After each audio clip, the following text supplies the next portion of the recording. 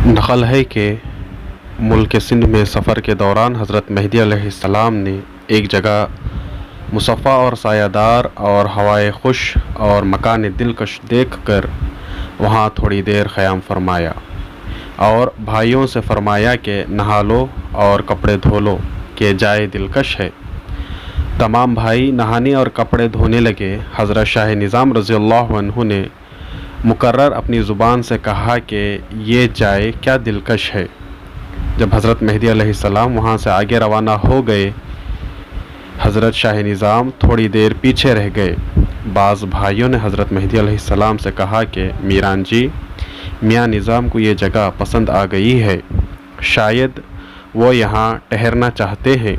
हज़रत मेहदी अलैहिस्सलाम ये सुनकर हज़रत शाह निज़ाम रज़ियल्लाहु अन्हु के पास आए और फरमाया, मियाँ निज़ाम, देना दिलाना सब हो गया, जहाँ भी चाहो रहो। हज़रत शाह निज़ाम ने अर्ज़ किया, मीरान जी, लोग क्या झूठ बोलते हैं। हज़रत मेहदी अलैहिस्सलाम ने फरमाया, पर्दा पोशी सिफ़त इलाही है, खामोश रहो।